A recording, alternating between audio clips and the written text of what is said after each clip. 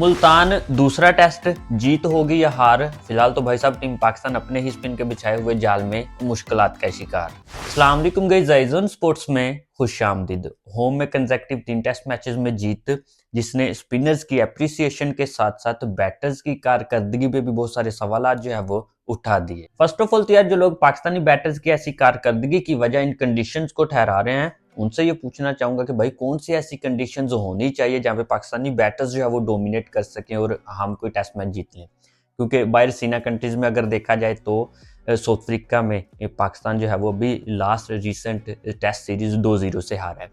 उससे बाद अगर देखा जाए ऑस्ट्रेलिया में, दोनों में अगर मिला के देखा जाए तो आई थिंक 29 टेस्ट मैचेस बनते हैं और टीम पाकिस्तान सिर्फ एक आध जीती है। और वहाँ पे जो कंडीशंस होती हैं वो तो आप जानते ही हो कि पेसर्स के लिए सूटेबल, मतलब कि वहां पे भी हमारे बैटर्स जो है वो नहीं ठहर पाते। और अब अगर होम कंडीशंस में हम स्पिन विकेट्स बना के कुछ फायदा जो है वो उठाना चाह रहे हैं तो उस पर भी कुछ सवाल जो है वो उठ रहे हैं बहुत सारे लोगों की जानिब से। जी, बैटर्स जो है वो कोई रन्स नहीं बना पा रहे और पेसर्स जो है वो विकेट्स नहीं ले पा रहे।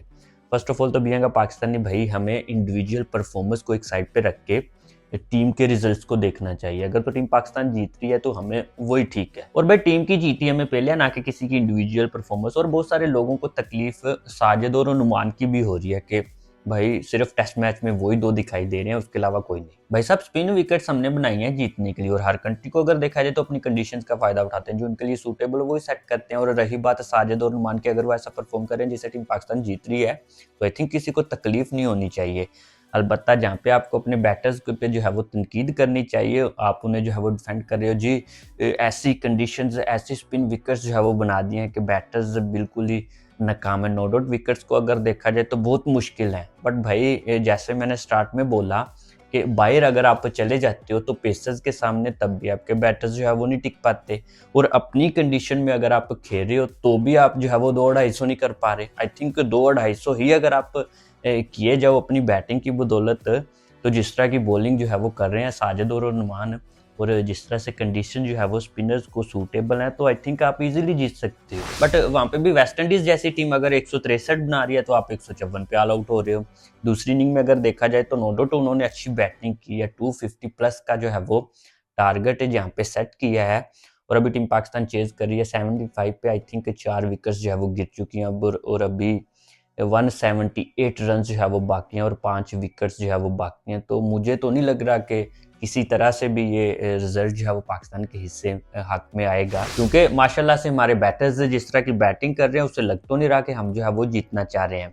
फिर यार एक सवाल जो है वो उठता है कि पाकिस्तान की जो है वो बॉलिंग लाइनअप पेसर्स में अगर देखा जाए तो वर्ल्ड की नंबर 1 बॉलिंग जो है वो मानी जाती है, और वहीं पाकिस्तानी बैटर्स को अगर देखा जाए तो नेट में जाहिर सी बात है आप उन्हीं बॉलर्स को जो है वो फेस करते हो। और वहीं अगर देखा जाए तो जिस तरह की इन कंडीशंस में साजिद और नुमान पाकिस्तानी स्पिनर्स जिस तरह से डोमिनेट कर रहे हैं, तो भाई आप नेट में जो है वो उन्हीं बॉलर्स को खेलते हो।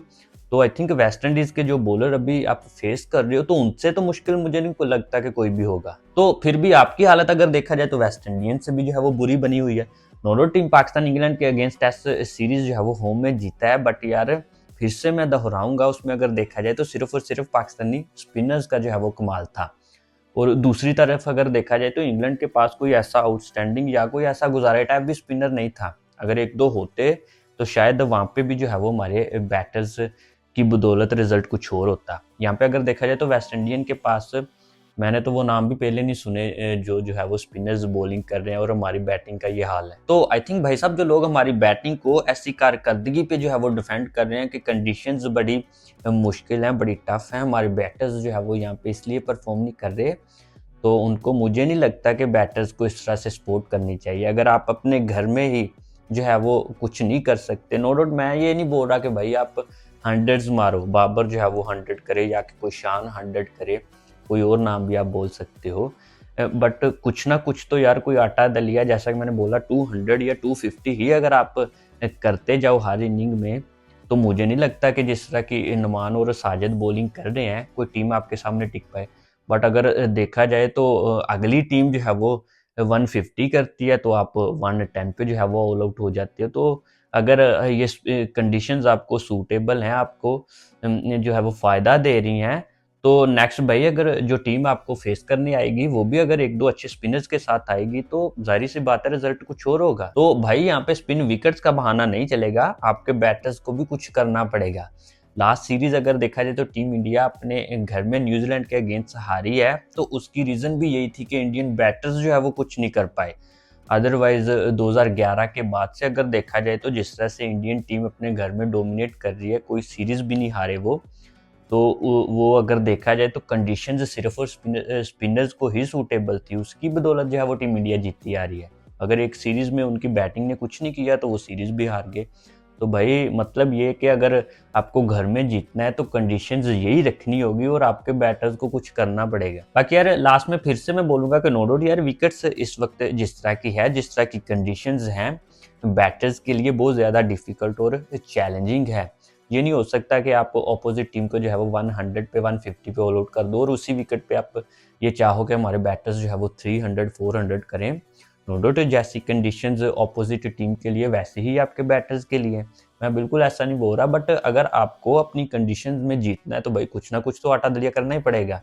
आप जो है वो 300 400 ना करो, बट यार 250 300 या 270 तक तो जाओ, किसी इनिंग में तो जाओ, तभी जो है वो आप अपनी बिछाई हुई कंडीशंस का फायदा उठा सकते हो। अदरवाइज आप खुद जो है वो उसमें उल्टा फंसोगे, जिस तरह के इस वक्त टीम पाकिस्तान फंसी हुई है। होपफुली कि टीम पाकिस्तानी बैटिंग जो है वो फ्यूचर में हमें स्पिनर्स के अगेंस्ट कुछ इम्प्रूवमेंट देखने को मिले और ये टेस्ट मैच भी यहाँ से टीम पाकिस्तान जीत के ये सीरीज 2-0 से ख़त्म करे। इस वीडियो में यहाँ तक कि नेक्स्ट वीडियो में आऊँगा नए टॉपिक के साथ। दुआओं में याद रखिएगा। अल्लाह हाफिज़।